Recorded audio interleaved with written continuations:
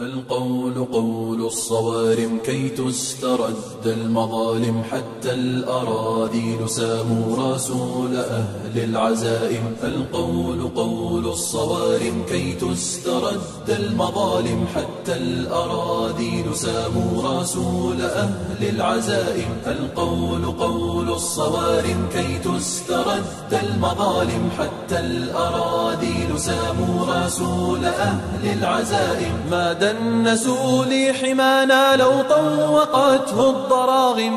Nyata jakan so fle baga bela jele mali kono ani mali ko kan amunu be kan najani wakati na ambaw fu kada aw sigoro na ka wakati chuya ka kalo to nya ka fo nyebe jam kam tim to la ni wakati na o ye sharia kuna funi jam kan mimbe nyefoli ke anyana anga sharia kono kula munu famunendo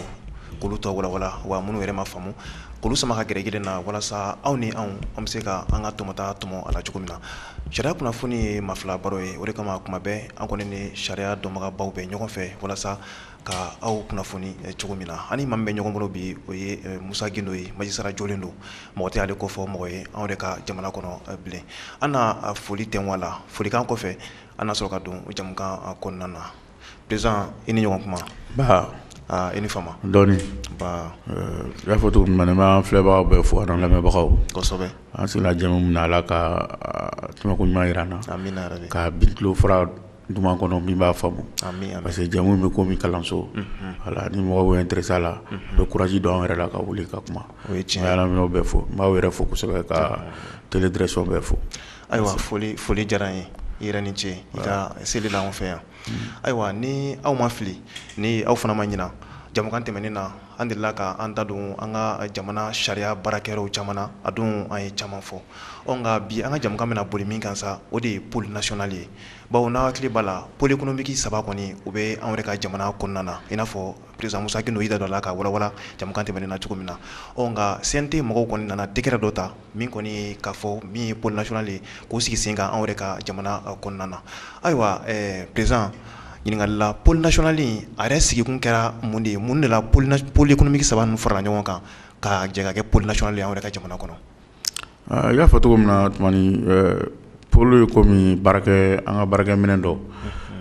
n'an b'a fɔ ma ko tribunal spécial komi jɛmu tɛmɛnen na an ye tribunal bɛɛ ka rôle di wa pôle bɛ bulon kɔnɔ ale ye an ka kiiritigɛyɔrɔ ye min bɛnnen bɛ ni nafolo trakira n'a fɔ ko crime économique ani crime financier bon olu bɛ kɛ ka kɛ min ye détournement parce que ni fonctionnaire i bɛ bila position dɔ la nafolo bɛ ta ka d'i ma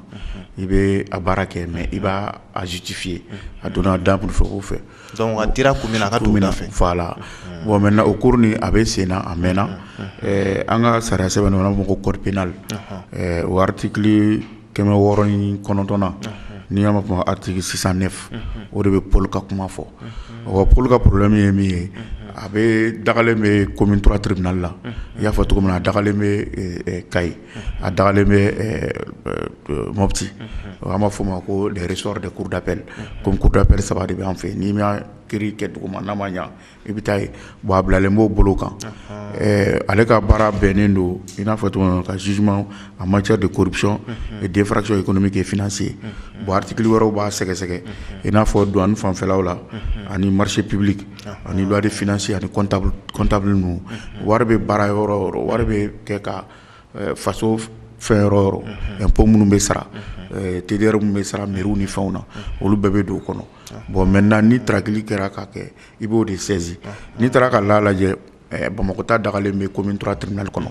bon commune 3 tribunal kɔnɔ i b'a sɔrɔ procureur kelen de bɛ n'a fɔ ma ko procureur de la république bon ale bɛ tribunal de droit commun o y'a ye zone suɲɛniw furusaw ou bien expulsion ni fɛnw bon ale bɛ tila ka kɛ tuguni pôle procureur ye ale de kelen bɛ nin baara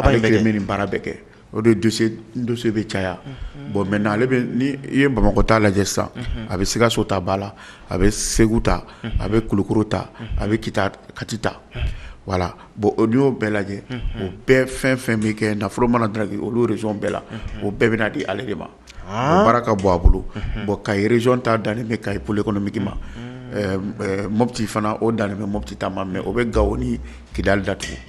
bon baara tun bɛ ka ko k'a mɛnna n y'a f'i ye cogo min na i b'a sɔrɔ ale ka parquet spécial b'a dan ma parquet bɛ yen nɔ ni tɛrɛ b'a dɔn juge ka ca yen bon parquet spécial ale ka niveau la i b'a sɔrɔ dangan min b'ale la mɔgɔ 5 n'an b'a fɔ ma ko substitut voilà bon maintenant comme crime de don o ye dankari jugu de ye ka ta ka se faso nafolo ma voilà ou bien ka mɔgɔ ni karaba ma fɔ ma crime bon ni crime bɛ yɔrɔ yɔrɔ ni a bɛ fɔ ma ko ouverture d'information ou d'enquête bon enquête ye bɛ kɛ comme un juge saba bɛ ka baara fɔ voilà juge yɛrɛ bɛ enquête yɛrɛ kɛ o juge d'instruction de procureur ta ye nɔ minɛni ye bon juge o siège ta ye ka kiiri tigɛ bon maintenant sisan ni dossier diri ale ma ale b'a lajɛ ka bila ka taa info la o bɛ taa di juge d'instruction dɔ ma an y'a fɔ temps dɔ de b'o bolo k'a ka sɛgɛsɛgɛli kɛ bon o 7 de bɛ yen n'a bɛ fɔ ma ko les juges d'instruction spécial pour l'économique bon pour l'économique fana na i y'a fɔ an ka tribunal tɔ ninnu na ni i taara soit transmis kɛ procureur fɛ yen plainte kɛ procureur fɛ yen a bɛ soit transmis k'a bila ka taa police ni gendarmerie la olu de bɛ enquête kɛ ka na ni PV ale ma bon pour l'économique ta brigade spéciale de bɛ yen voilà brigade de bɛ yen spéciale olu kama brigade anti économique pour l'économique et finance bon olu de fana bɛ taa ni procureur ye min poursuit olu bɛ t'i ɲini ka na n'i ye u ɲɛkɔrɔ ka i ka PV kɛ ka sɔrɔ ka procureur saisir n'a ye c'est à dire que baara bɛɛ n'a tagabolo de don bon pour ta ka misɛn wariko ni fɛnw i b'a sɔrɔ affaire kelen na papier min b'a la n'i y'a lajɛ tuma ni a bɛ a ɲɛ ka ca voilà bon n'a taara di o ma o b'a ka baara kɛ ka sɔrɔ ka fɛn saisir bon n'i y'a la n'a fɔra ko tribunal spécial pour que a lamɔgɔw bɛ se ka faamu tribunal antiterrorisme bɛ an fɛ yan nɔ o dagalen bɛ commune 6 la n'o ye binganni walikɛla b'u ka baara parce que jugement dun bɛɛ tɛ kelen suyɛnni misɛnninw ani escroquerie ani assassinat ou bien viol ni fɛnw olu bɛ a dan ma bon n'i y'a fɔ min ye spécial la n'i y'a lajɛ Mali la pour l'économique o ye tribunal spécial ye antiterrorisme ye tribunal spécial ye bon n'i y'a la hali tribunal enfant ani tribunal militaire ninnu olu bɛɛ bɛ se ka jate fɛnw fɛ bon i ka ɲininkali la i y'a fɔ cogo min na ale bɛ baara ka bɛnnen bɛ o dɔrɔn de ma a bɛ Bamako ni fɛnw bon tellement baara ka bon i yɛrɛ b'a ye don o don ni minɛni kɛra ni mɔgɔ b'a dɔn ko minɛna mɔgɔw dabali bɛ ban bon maintenant ni tribunal so de b'o baara kɛ voilà nka mun nana n'a ye u ye pôle économique 3 in fara ɲɔgɔn kan sisan k'a kɛ pôle national ba kelen ye voilà ouais effectivement baara n'a gɛlɛya don n y'a fɔ pôle bɛ a mɛnna n ye gɛlɛya f'i ye sisan procureur kelen ale de bɛ nin baara bɛɛ kɛ suyɛnniw violons ni fɛnw tribunal de droit commun ale de b'o baara kɛ pôle économique tribunal social ale de b'o baara kɛ bon n'i nana ka n'a lajɛ gɛlɛya d'ale ka dɔn parce que dossier tun bɛ caya u b'a fɔ an ye nin tɔgɔ mɛn ou bien u saisira ni fɛn a tɔgɔ OCLEI ani VBG ka rapport ye wala olu ka ca n y'a f'i ye cogo min na procureur substitut 5 juge d'instruction 7 Bamako n ye yɔrɔ bɛɛ f'i ye bon ministère ye mission dɔ de wuli ka taa gɛlɛyaw lajɛ bon gɛlɛya fɔlɔ ye min ye procureur ka papier ka ca a kelen ka nin bɛɛ kɛ ka ca voilà kiiritigɛ dun filɛ a bɛ kɛ ko hakilisigi de b'a kɛ voilà fili b'a la parce que ne b'o de fɔ n ka jamu caman na dɔgɔtɔrɔ filɛ anw filɛ anw ka baara bɛ kɛ adamaden de kan voilà bon n'i bɛ baara ka minɛ kosɛbɛ ka sɛnsɛn très bien bon n'i y'a lajɛ gɛlɛya caman bɛ k'a la i b'a sɔrɔ affaire dɔ bɛ yan nɔ k'a tigɛ jamana wari daraki Mali dan tɛ Bamako ye n y'a fɔ i b'a sɔrɔ n'i ye minɛni daminɛ nɔ a kun bɔlen bɛ fo Sikaso ou bien a kun bɔlen bɛ fo Kayi bon est ce que i t'a ɲini k'u bɛɛ fara ɲɔgɔn kan est ce que a lajɛ n'o tɛ ka ɲa o kɔfɛ tuguni a bɛ baara min kɛ fɔlɔ i bɛ minɛ k'i don kaso la a b'a fɔ k'i donna kaso la san 2 san 3 i bɛ bɔ i ye nafolo min daraki kuma tɛ k'o la a fɔ k'i k'o sara o sarali fana bɛ se ka kɛ gɛlɛya nin fɛ n'an b'a fɔ ko saisie bon nin kura min daminɛnen filɛ o bɛ na o saisie nɔgɔya bon farati fana b'o la parce que mɔgɔ o mɔgɔ n'i minɛna k'i ye faso nafolo sɔrɔ ou bien i ye sariya sɔsɔ fo ka taa se i ka jugement ma tant que i ma condamné tuma ni sariya ko ka i kɔlɔsi n'a fɔ ma ko présomption d'innocence o de kama i b'a ye ni bɛ zonbaw ni fɛnw minɛ ka taa n'u ye télé la u ɲɛda fulu bɛ wari voilà ça sini ma sini ni kiiri taara kɛ n'a tigi nɔmaya la a bɛ se ka segin faso ma donc i bɛ se ka minɛ ko dɔ la ka sɔrɔ i m'a kɛ voilà i bɛ se ka exposer voilà a bɛ f'o ma ko erreur judiciaire a bɛ se ka jouer moralement i ka famille kan a bɛ se ka kɛ a bɛ sigi a da gɛlɛya i bolo voilà a bɛ tiɲɛ don i kun a bɛ fɔ ten ko adamaden baara dafalen tɛ très bien bon an b'o farinya n'o fɛnw de kɔnɔ bon sisan ka kɛ pôle national ye pôle unique ye i de bɔra o de fɛ bon fɛn caman b'a la komi mission ka surun an tɛna se k'o dɔn n ye kumaba fila fɔ bon n'i y'a essayer k'u saba fara ɲɔgɔn kan fana a bɛ baara nɔgɔya a bɛ kɛ procureur kelen ye Mali bɛɛ tɔgɔ la bon maintenant ni min ka dossier minɛna a bɛ na ye a bɛ kɛ tribunal spécial de comme o de don k'a bila a yɛrɛ ka daga kɔnɔ parce que n y'a f'i ye cogo min na n'i ye pôle ninnu lajɛ u bilalen bɛ tribunal de kɔnɔ région na Bamakɔ ta bɛ commune 3 la bon juge d'instruction bɛ baara kɛ olu fana ka bureau bɛ kɔfɛ fo ACI kɔnɔ voilà baara ka nɔgɔ baara ka gɛlɛn o la bon ni nana ka n'o bɛɛ lajɛ n'a bɛɛ kɛra national ye a bɛ baara nɔgɔya sisan fɛn caman bɛ don a kɔnɔ n'an bɛ se k'a fɔ ma le pôle judiciaire spécialisé n'a kɛra procureur kelen a ka substitut b'a bolo juge d'instruction b'a bolo o bɛ baara nɔgɔya o de kama loi in votera loi kura de la votera a ma mɛn ka pôle bɛɛ fara ɲɔgɔn kan komi o kɛlɛ de bɛ ka kɛ a fɔra ko développement tɛ taa tant que corruption ma kɛlɛ bon n'i nana lajɛ bi tumani n'a fɔra ko adamaden kelen i sara ye $50 millions ou e kelen bɛ se ka $2 3 ta k'o daraki an bɛ yɔrɔ min na sira t'an bolo dɔgɔtɔrɔso t'an bolo école t'an bolo depuis 1960 fo bi mais n'i y'a lajɛ kɛmɛ sarada la wari fɛn fɛn kan ka don développement na i b'a sɔrɔ 70 o bɛ taa an yɛrɛ poche la anw fonction kɛmɛ sara la 70 jamana in curunna o la dɛ voilà a bɛ komi sisan n'i ko ka sara dilan million 10 million 2 de bɛ kɛ ka sara dilan tile 2 i bɛ taa yɛlɛ o sira kan a bɛɛ sɔgɔsɔgɔlen don voilà bon n'i nana lajɛ i bɛna corruption fɔ mɔgɔw b'a fɔ ko bɛɛ ko hali juge yɛrɛ corruption don parce que corruption filɛ mɔgɔ 2 de b'a kɛ o ye tiɲɛ ye min b'a waleya ani a bɛ di min ma bon maintenant e fana tuguni ni faso nafolo taara ka bila i ka disposition kan e fana k'o kɛ cogo man n'i diya yɛrɛsagokɛ bon n'a fɔra k'i ka na justifier i bɛ minɛ yen i b'a sɔrɔ a papier t'i bolo justifier i m'a ye dɔw bɔ 100 ans après u bɛ wele u b'a fɔ a bɔra baara in na a mɛnna voilà o de don donc kɔrɔlen ko tɛ justice la kɔrɔlen ko t'a la parce que crime de don a fɛn bɛ se ka taa 100 ans 120 bon maintenant vérificateur o sigira surtout caman bɛ yen vérificateur ta bɛ yen a tɔgɔ oclé bɛ yen scientifique bɛ yen scientifique fana ye jumɛn awɔ o ye centre national comment on appelle là de finance komi olu bɛ taa banques de kɔlɔsi sisan e radio baarakɛla e sara dɔɔnin don bon maintenant ni wari sugu dɔ jiginnen ka kɛntu kɔnɔ ni enquête fara olu bɛ sara bɛ se ka d'u ma pour ka t'i ka compte vérifier i ye wari bɔ yɔrɔ i b'a kun fɔ parce que i tɛ faso baarakɛla ye i ye faso baarakɛla i b'a sɔrɔ faso ye fɛn dɔ ta k'a d'i ma n'i nɔ minɛnen don quoi u bɛ enquête dayɛlɛ olu ye bon o tile fana o kɛra a ma mɛn o fana bɛ se ka taa i ka baaraw kɛ o la parce que i b'a sɔrɔ dɔ bɛ fonctionnaire la san 1 san 2 villa tan b'a bolo foro tan b'a bolo ou bien mobile b'a bolo mobile dɔ b'a bolo i b'a sɔrɔ valeur bɛ taa 50 millions na voilà bon maintenant o dénonciation ka nɔgɔn a fɔra olu bɛ se ka wuli ka taa sɛgɛsɛgɛli kɛ i sigi ɲɔgɔn de don n'i y'a ye a bɛ mobile baw kɔnɔ a bɛ ka fɛnw yɛlɛma n'a yɛlɛmana cogo dɔ la i bɛ se ka taa dénoncer bon mɔgɔ yɛrɛ bɛ se ka taa dénonciation kɛ ne kɔni ko faso yɛrɛ de bɛ wuli u tigiw kama ka ko dɔ y'u nɔ la ka taa procureur mana mɛ n'a y'a ye a bɛ wuli k'i nɔ n'a ye journal kɔnɔ bon o tile ta fana na n sigiɲɔgɔn i bɛ se ka taa dénoncer bon a gɛlɛya ye min ye ni e ni ne ye sigiɲɔgɔn ye ne ye mobili kura ye bolo bi sini i nana ni dɔ wɛrɛ ye n tilala k'a ye tuguni i b'i falen bon o y'a sɔrɔ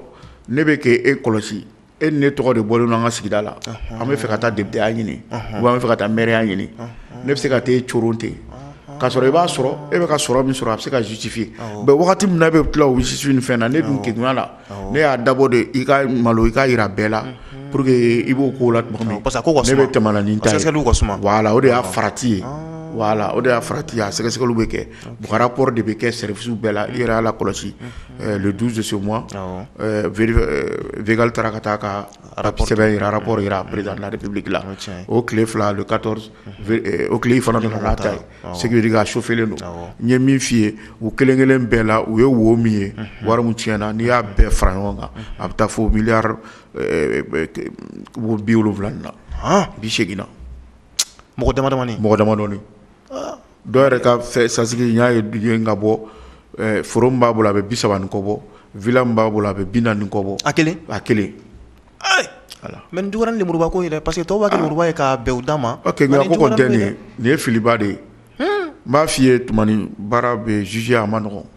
a fɔra ko ala de bɛ kiiri tigɛ an b'a la place la duguma kɔrɔ tɛ voilà bon maintenant nin ko kan ka ye ji ɲɛma jɔlen na o de kama a kɛlen fɛn unique ye o bɛ se ka baara caman nɔgɔya saisie ninnu bɛ se ka kɛ n'e ma sɔrɔ i ye min taraki o bɛ se ka minɛ ka bila ye minnu fana b'a minɛ ka bila olu fana k'u tile a ka don développement da fɛ o dɔrɔn de y'a ɲuman ye parce que bi ko n ka nin yɔrɔ sɔrɔ fasoko la wari tɛ o a bɛ komi sisan n'e banana e ka taa dɔgɔtɔrɔso la i ka ta en charge n'i taara bi yan dɔrɔn n'i bɛ fɛ ka taa spécialiste dɔ fɛ yen ko tension bɛ nerf b'i la f'i ka taa 4 heures ka taa aran kɛ parce que même mɔgɔ yɛrɛ y'u ta da la o bɛ maɲɔtɔ ko ni fɛnw voilà n'i y'a lajɛ bi san an ka indépendance san 61 bi n'a fɔra k'i bɛ taa dɔgɔtɔrɔ ko scanner tɛ yen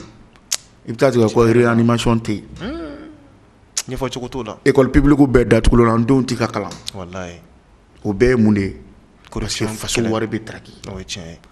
sinon corruption kɔfɛ position wɛrɛ bɛ yen a bɛ f'o ma ko concussion k'i to i ka position na k'i enrichir a bɛ komi sisan e ye animateur ye k'i to position fɛ ka kɛ faamaba ye a bɛ wari minɛ radio kɔ kan a bɛ fɛnw kɛ ne fana en tant que juge ne fana k'o position ne fana b'o baara kelen kɛ o fana i bɛ sariya de sɔsɔ voilà o de cɛ man ɲi donc fɛn ninnu bɛɛ jateminɛlen don a bɛɛ jateminɛlen don saraw dɔnnen don an bɛ ɲɔgɔn dɔn mais i da maga kuma dɔ la sisan i ko pôle national nana ni idée min walasa ka se ka baara nɔgɔya nka o kɔnɔna na est ce que sariya kura dɔw fana talen don délinquant financier ninnu fana kama o la sariya caman de bɛ yen sariyaw talen don a kama walima kɔrɔkɔrɔlenw bɛ yen kura a bɛɛ bɛ fara ɲɔgɔn kan pour de bɛna a baara bɛɛ kɛ sisan fanga de bɛna di pôle économique ma pour que a ka se ka saisie kɛ a ka biens kan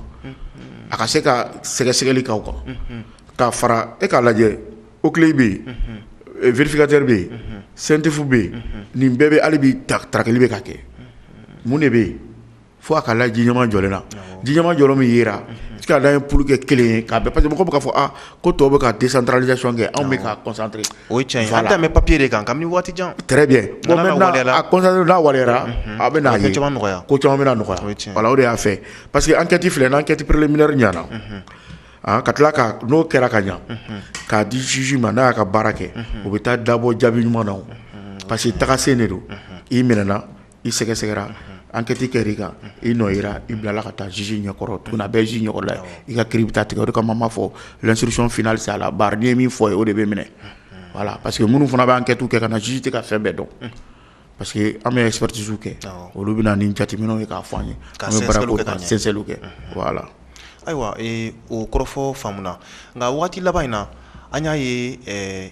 juge kunda justice kunda c'est comme OCLEI mɔgɔw ani vérificateur ka mɔgɔw u bɛɛ taara n'u ka papier ka taa yira président na bon ne bɛ fɛ ka ɲininkali min kɛ sisan est ce que pôle national in OCLEI vérificateur général ani i da tu service dɔ la ko CNTF bon ninnu u bɛ ɲɔgɔn dafa ni mun de ye bɛɛ b'i ka enquête kɛ i ka domaine na o domaine kelen de don u bɛ ɲɔgɔn dafa ni min ye parce que u bɛɛ ka baara ye kelen o de kama a bɛ fɔ ni u jɛkulu ninnu fana tora ka cadre de concertation de kɛ u ni ɲɔgɔn cɛ o yɛrɛ dama ni ɲɔgɔn cɛ voilà u n'u sera k'o sigi u bɛ se ka baara nɔgɔya parce que n'a a cayara a ka il faut ka nafa dɔ di voilà bon an b'a lajɛ dugu tɔw fɛ vérificateur kanajɛnw de y'a fɔ an ma depuis ATT tile la kanajɛnw ka voilà a ɲɔ ɲalen m'olu fɛ a bɛ taga ka ɲa maa fɔra ta c'est bon rapport bɛ fɔ bon maintenant ɲininkali min bɛ kɛ pour que an filɛ bɛ se k'a faamu n'i ye e tɔgɔ bɔra rapport la sisan ou bien ni ne tɔgɔ bɔra la ko wari daraki la o kɔrɔ tɛ ko anw nɔ de o awɔ jateminɛ de bɛ taa kɛ nin wagati la nin tunna ka aw to yen a bɛ ɲɛfɔ cogo di i b'a sɔrɔ ɲɛ bɛ dɔw ta la bori ka b'a fɔ ko ko rapport nana ka caya an b'a ye u minɛna an y'u ye kɛnɛma u minɛna u bila la sariya de don bon ni rapport taara di procureur b'a lajɛ minnu tɔgɔ b'a la service minnu b'a la ale bɛ sɔrɔ ka u nɔ minɛ a b'i poursuivre n'a y'i nɔ minɛ sa a bɛ sɔrɔ k'i bila sɛgɛsɛgɛli bolo kan n'o ye juge d'instruction ka baara ye bon n'o y'i sɛgɛsɛgɛ ka n'a ye n'a fɔra ko miliyari 1 de tunna e nana n'o papier ka o justifier o taara lajɛ tiɲɛ don i bɛ acquitté i bɛ bila o fana y'i ka droit de ye bon ni minnu nɔ yera la i bɛ se k'a fɔ e k'a lajɛ ni mɔgɔ min sara ka ca ou bien e miliyari wagati caman i y'a bɔ min i kɔni bɛ ɲɛ fɔlɔ k'a fɔ a la bon o de ye a gɛlɛya yɔrɔ ni avantage fana ye ninnu ka fɛn fɛn mɛ k'a fɔ an filɛbagaw ye rapport kɔrɔ tɛ ko i nɔ b'a la rapport bɛ taa sɛgɛsɛgɛ de donc wari bɛ se ka don i tile la i ka service la mais i nɔ tɛ k'a la i nɔ tɛ k'a la i bɛ se ka na justifier sɛgɛsɛgɛliw de kɔfɛ très bien jago bɛ se ka bin voilà o de kama a fɔra an ye kalanso la ni enquête ɲana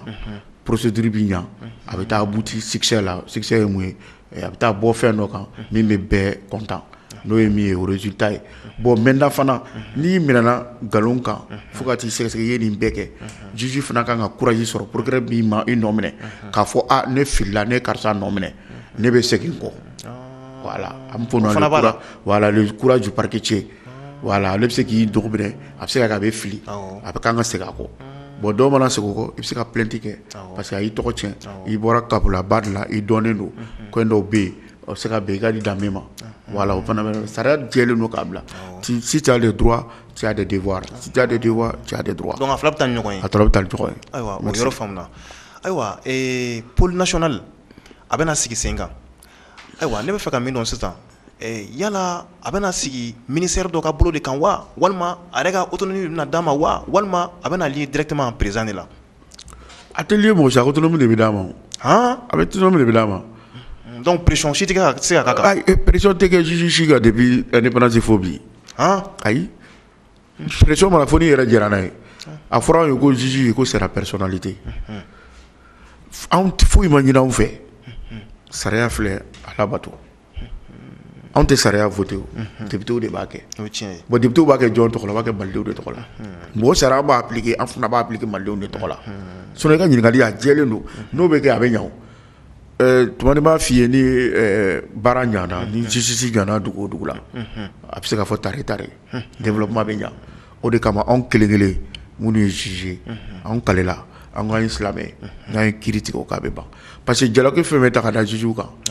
o dɔn mɔgɔw t'u ka baara dɔn mɔgɔw t'a dɔn u bɛ saisi cogo min mɔgɔw t'a dɔn juge yɛrɛ ye min ye parce que mɔgɔ min kan k'i puri ni siran'o ye a banna o de kama an bɛ telela kumaw kɛ ka rajola kumaw kɛ mɔgɔ ka se ka fɛn dɔw faamu u ka da u k'a dɔn parce que an bɛ baara kɛ cogo min na an ka audience bɛɛ an tɛ mɔgɔ bali ka na ayi donc dalen don bɛɛ i bɛ se ka fɛn sigi baara la kalanso de don n'i nana n'i ye tile fila kɛ i bɛ taa tribunal la walayi yɛrɛ bɛ ɲininka ko ja k'i bɛ fili la awɔ wajulikɛyɔrɔ don wajulikɛyɔrɔ don très bien bon de ka ɲi n b'a fɔ kalandenw ani minnu ka surun tribunal la u ka to ka taa sigi audience salle kɔnɔ ka fɛnw lamɛn surtout an bɛ fini bilenman ninnu n'an ko cour d'assises ale bɛ kɛ san kɔnɔ siɲɛ naani a bɛ kɛ cour d'appel la Banankabugu la n'u y'a mɛn dɔrɔn ka taa Kayi b'a kɛ Mopti b'a kɛ kalanso de don bingali jugu bɛ kɛ denmisɛnnin fitininw tɛ hali san 7 ka taa fɔ san 13 ma bingali bɛ k'olu kan n'an kuma ko pédophilie n'a attouchement dɔw bolo kulonkɛ don voilà ne hakili b'a la n bɛ misali dɔ fɔ viol la ka bin muso kan ko kojugu dɔ nana la jugement kɛra a bɛ tabali de feere an bɔra ko ko o ka sɔrɔ ne bɛ kalandenya la ko Gindo ne ma fɛn faamu dɛ e ka bin muso ka taa so san 10 san 20 ne ko ka jugu dɛ n'i ta tɛ i bɛ magala mun na k'olu ka duguda fɛ ko foyi tɛ k'i ni muso bɛ bɛn sofuruda la mɔgɔw k'a kɛ to a bɛ tɛmɛ ni ɲɔgɔn fɛ maloya kama a tɛ fɔ bon comme an b'a fɔ ko la beaucoup de femmes qui souffrent aujourd'hui viol bɛ k'u kan dɔw yɛrɛ datugulen bɛ mɔgɔw bolo so kɔnɔ u sago k'a la parce que tant que i yɛrɛ ma jɛnɛ n'an b'a fɔ consentement i y'a tigi mako sa bori ka muso kan ka protéger ni fana fɛ parce que olu de ka fɛgɛ c'est pour te dire que kalanso de don voilà n'an continuera tan an bɛ ka fɔ a bɛnna ni misiri fɛn ye c'est que dire que effectivement ni wagati de don voilà o ye tiɲɛ ye ayiwa monsieur Gindo maliyɛnw bɛ to ka ɲininkali dɔ k'u yɛrɛ la kuma caman bawo tiga woro ɲɔgɔn kɔ a fara bɛ caya i yɛrɛ ka kuma don vérificateur général ka bureau u sigilen bɛ an ka jamana kɔnɔ o tile mɔgɔw olu fana ka cakɛyɔrɔ bɛ yen ka se pôle ninnu fana ma ani SNEF maaw i n'a fɔ i y'a fɔ cogo min na ayiwa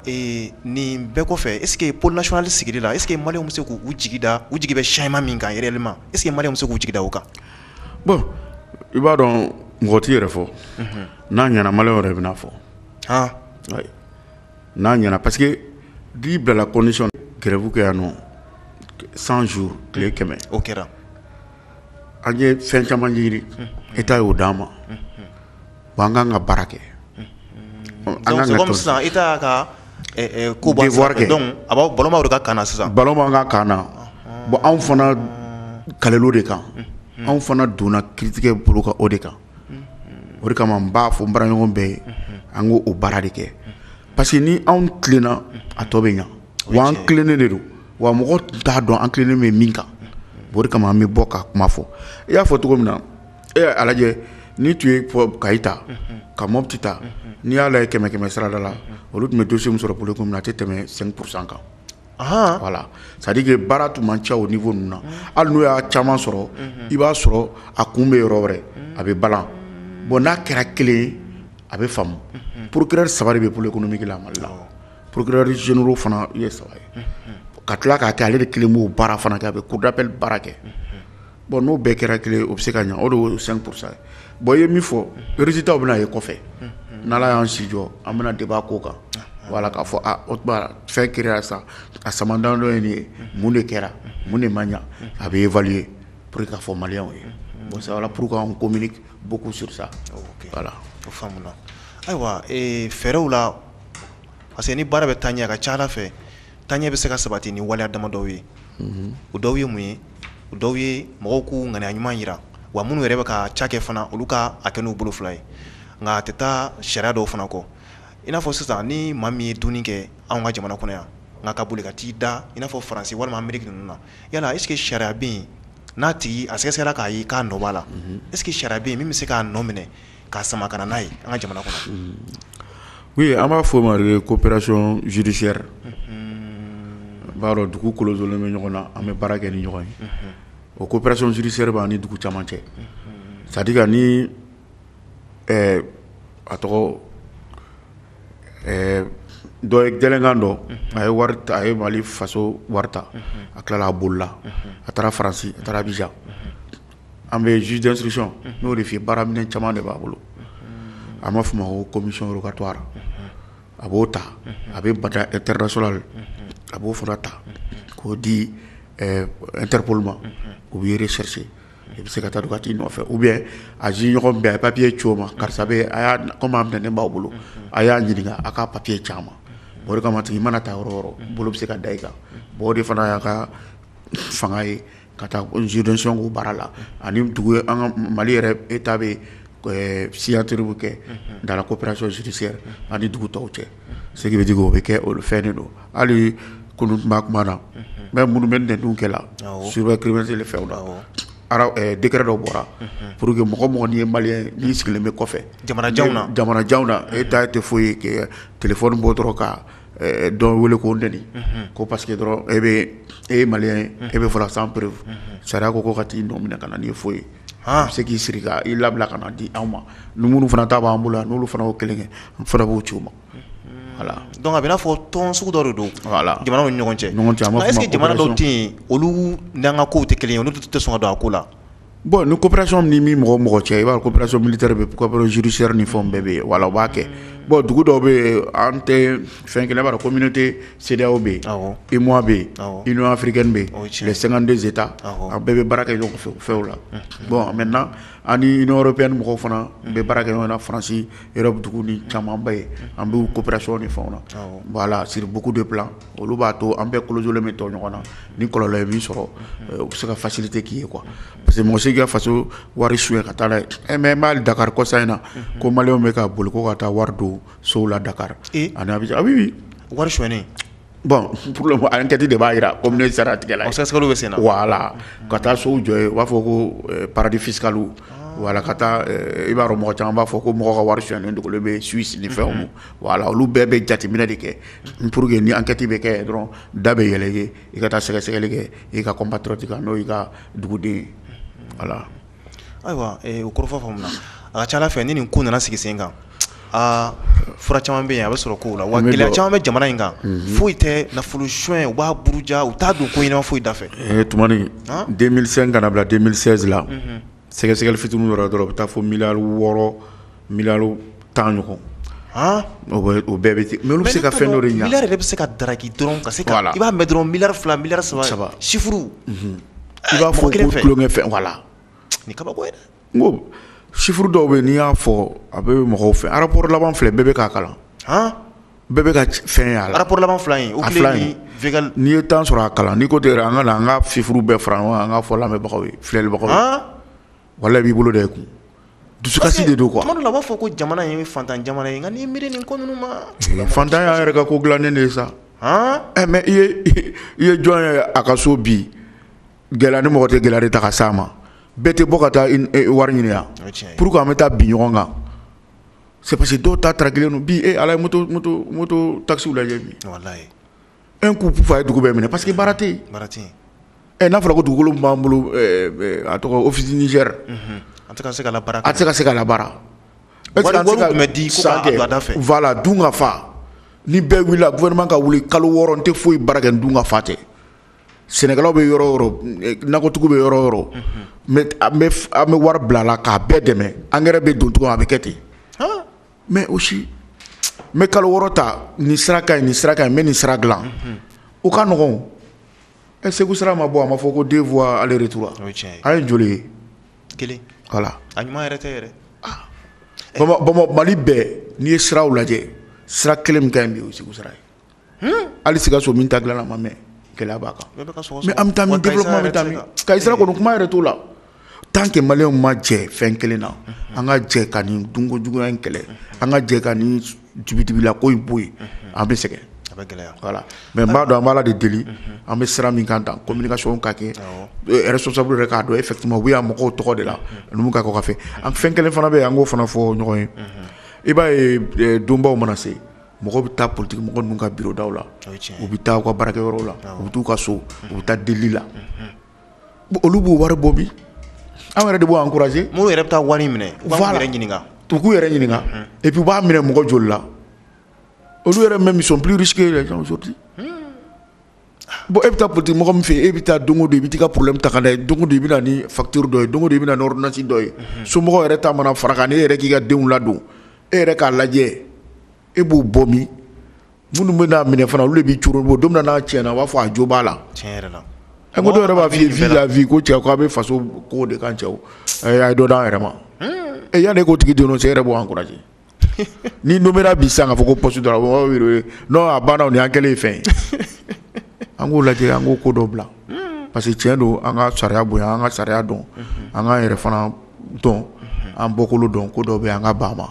voilà. ayiwa waati kɔni y'an tan tɛgɛ ma a tun ka d'an ye ka baro in kuntagala janya nka wagati ka ko ni mɔgɔ ko tɛ kelen ye nka ni ala sɔnna ma an ni misi Guna an bɛ ɲɔgɔn bolo an tɛna se fɛn caman ma nin kɔfɛ an da ma se min ma kalodɔnniya k'a fɔ aw tun ɲɛ bɛ jamukan min tɛmɛtɔ la nin waati in na o de ye sariya kunnafoni ye sariya kunnafoni nin kɛnɛ kan bi nin bɛ dansigi a la an b'a fɔ aw kan bɛ wagati wɛrɛ ni ala sɔnna ma. القول قول الصوارم كي تسترد المظالم حتى الأراذيل ساموا رسول أهل العزائم القول قول الصوارم كي تسترد المظالم حتى الأراذيل ساموا رسول أهل العزائم القول قول الصوارم كي تسترد المظالم حتى الأراذيل ساموا رسول أهل العزائم ما دنسوا لي حمانا لو طوقته الضراغم